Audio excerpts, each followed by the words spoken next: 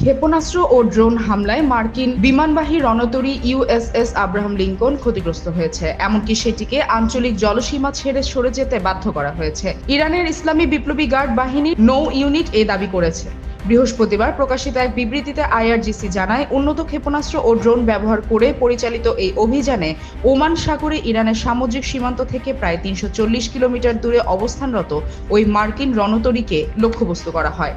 আইআরজিসির ভাষ্য অনুযায়ী হামলার পর বিমান বাহিনীর রণতরীটি এবং এর সঙ্গে থাকা স্ট্রাইক গ্রুপ দ্রুত গতিতে এলাকা ত্যাগ করে। এর আগে একই দিনে বাহরাইনের মিনা সালমান এলাকায় অবস্থিত মার্কিন নৌবাহিনীর ঘাঁটিতেও ক্ষেপণাস্ত্র ও ড্রোন হামলা চালানোর দাবি করেছে আইআরজিসি।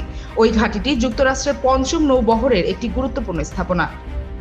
আইআরজিসির জনসংযোগ দপ্তরের দাবি, দুটি ধাপে চালানো ওই হামলায় ঘাঁটির গুরুত্বপূর্ণ অবকাঠামো লক্ষ্য করে আঘাত হানা হয়। এর মধ্যে ড্রোন প্রতিরক্ষা ব্যবস্থা, ড্রোন সংরক্ষণ ও রক্ষণাবেক্ষণ এলাকা, সহায়ক সরঞ্জাম এবং জ্বালানি সংরক্ষণ ট্যাঙ্ক অন্তর্ভুক্ত ছিল। ইরানের সর্বোচ্চ নেতৃত্বের পক্ষ থেকেও দেশের প্রতিরক্ষার সক্ষমতা জোরদারের বার্তা দেওয়া হয়েছে।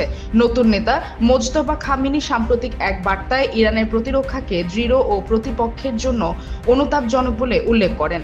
তবে এই হামলার বিষয়ে এখন পর্যন্ত যুক্তরাষ্ট্রের পক্ষ থেকে কোনো আনুষ্ঠানিক প্রতিক্রিয়া বা ক্ষয়ক্ষতির নিশ্চিত তথ্য প্রকাশ করা হয়নি।